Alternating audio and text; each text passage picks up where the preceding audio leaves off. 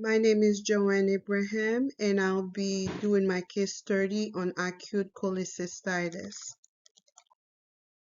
This is the objective that we're gonna discuss. Katie, a 26-year-old female, presented to the emergency department with a complaint of right upper quadrant abdominal pain, nausea, and vomiting that started yesterday afternoon. Her roommate drove her to the ED.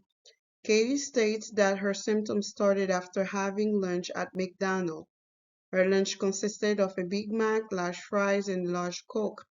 She also complained of weakness and diaphoresis. She denies any fever and diarrhea. She described the pain as a sharp stabbing pain that radiated in her mid-back, not in the shoulder. She states that a couple weeks ago she was nauseous after eating breakfast, which consisted of eggs and bacon, but she did not have stomach pain.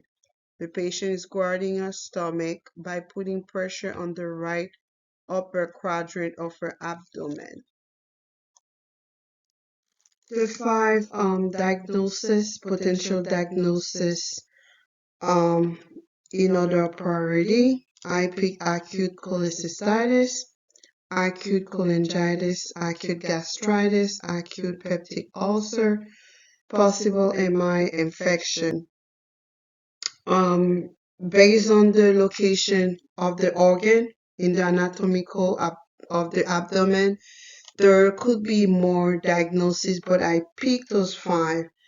Um, if I can start from the bottom to the top, I will say that one of the reason I added possible MI, we can rule that out because women have different, or they call it classic sign of presentation of MI that different from men or male patient.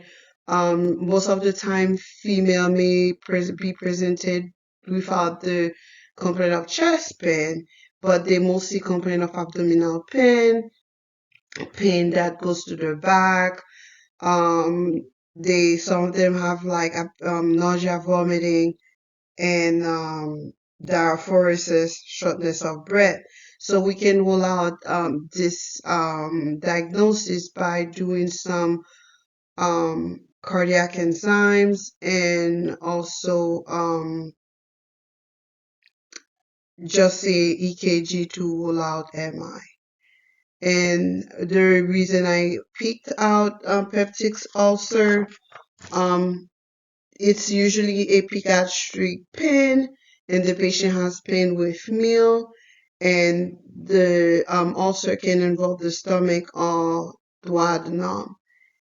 And so in my case, I that's one of possible diagnosis.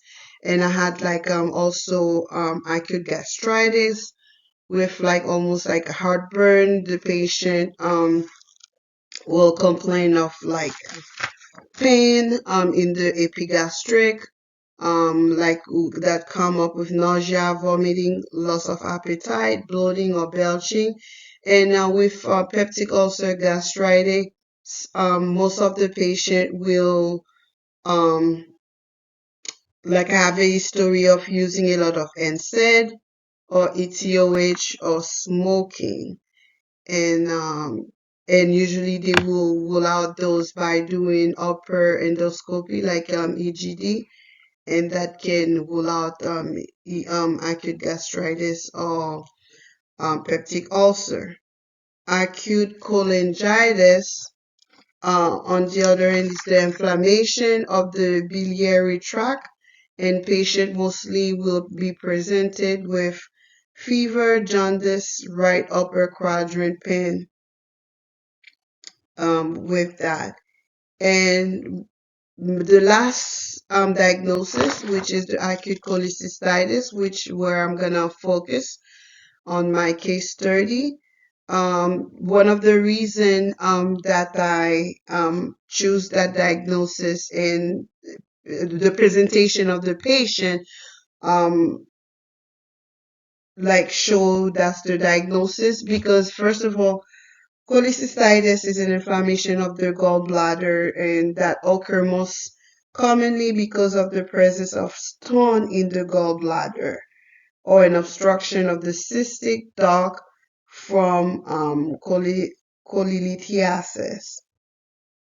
Um, so the one of the classic, like one of the complaints of the patient will be right upper abdominal pain, nausea, vomiting, and usually that pain will start after eating a high fat meal.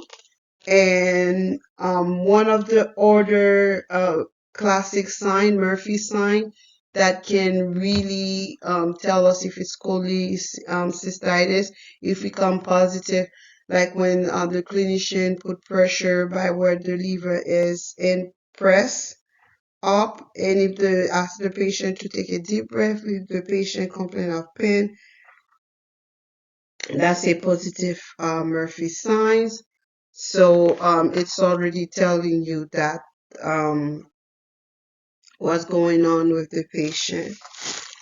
And also on the next slide, I did put location with referred pin, which also helped me to determine my diagnosis, which is acute cholecystitis. When you come to the pathophysiology and clinical manifestation of the disease process, according to Johnson al., gallstone arise when substance in bowel reach their solubility limit. When bile concentrate in the gallbladder, it becomes oversaturated with this substance, precipitating over time into tiny crystals. And those crystals in turn get stuck in the gallbladder, which will create gallstone, and later on they become bigger or larger stone. And sometimes from those stones there can be complications such as like a blockage of the hepatic and biliary tract. And from those stones there are two types of gallstone. We have cholesterol and calcium bilirubinate. But the cholesterol stone are the most common stone patient will be presented with acute cholecystitis. The cholesterol related gallstone form mainly because liver cells excrete too much cholesterol and have reduced mobility or impaired gallbladder emptying. In pigment gallbladder, a condition with high heme turnover, bilirubin may be presented in the bowel in higher than average concentration, and bilirubin can then crystallize and form gallstone. And most of the time the stone are asymptomatic, and sometimes it's they just find it like incidental findings. Sometimes the patient has something else going on and they go to the doctor for something else and they order some testing, then they find like the gallstone, or sometimes the patient might still have like mild symptoms like just nausea, which happened like Katie, if we look at in the presentation of the study case, she complained like in the beginning she was like after eating breakfast she was nauseous. Sometimes they will start treatment until like they find out the patient had gallstone. And like we also said, to diagnose cholecystitis is mostly the a positive Murphy sign will be the indication. And also I did add a gallstone pathology, like with aspect like where the stomach and all the organ and where the gallstone can travel as well in most of the time. Now we are going to discuss about like lab tests and diagnosis, testing that is usually done to diagnose cholecystitis. The lab test could include CBC to rule out leukocytosis or infection, CMP, complete metabolic panel to rule out dehydration and electrolyte imbalance. And also like ALT and AST level may be elevated in cholecystitis or with common bile duct obstruction. Bilirubin assays may reveal evidence of CBD or obstruction. Amylase lipase assay is usually used to assess acute pancreatitis, and sometimes we might find amylase may be mildly elevated in cholecystitis. Then we have alkaline phosphatase level may be elevated, and it come like about 25% patient who presented with cholecystitis have a alkaline phosphatase elevation. We can do a urinalysis to rule out pyelonephritis or renal calculi as well. And then when it comes to diagnosis imaging, we have like ultrasound of the gallbladder is the first line and best imaging mutability to diagnose gallstones. And it's like 84% specificity and 99% 84% sensitivity and 99% specificity and better than other modality. So with an ultrasound, you can rule out gallbladder pileup versus gallstone. Also, the patient can have a CAT scan done of the abdomen, which also can also help rule out of the other diagnosis, like look at the other organ, like the stomach, kidney, to help better diagnose. And also the patient, when it's really suspected for cholecystitis, they can do a ADA scan to help rule that out as well. When it comes to management and treatment for cholecystitis, the management can be divided into two categories: asymptomatic and symptomatic. Like we say that like when it's asymptomatic or like incidental finding or gallstone in the gallbladder, the patient need to be mostly counseled about diet. They're gonna need to be on a low-fat diet and also be instructed of when to seek medical advice.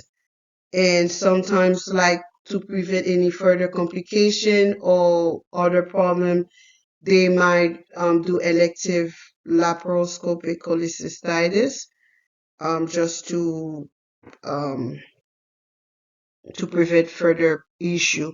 So for symptomatic cholecystitis, in the case of Katie, the initial treatment will include bowel rest, pain management, such as like meperidine, and there's other choices. But it's all based on researches. It is best to not to use to avoid morphine that can increase causing more abdominal pain in patient with biliary issues. And she will need antiemetic medications such as promethazine, IV fluid to correct dehydration. She will also need IV antibiotic, electrolyte replacement, and so, and then in her case, more usually if those not really help while she's in the ED, she might be ended up at admitted to the hospital for surgery consult. And when it comes to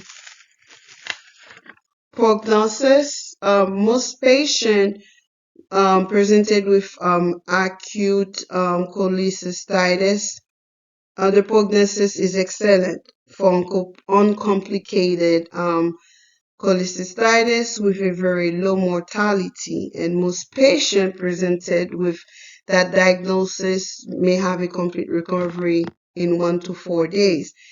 And studies show that 25 to 30% of patients might develop some type of complication which require emergency surgery. When it comes to um, social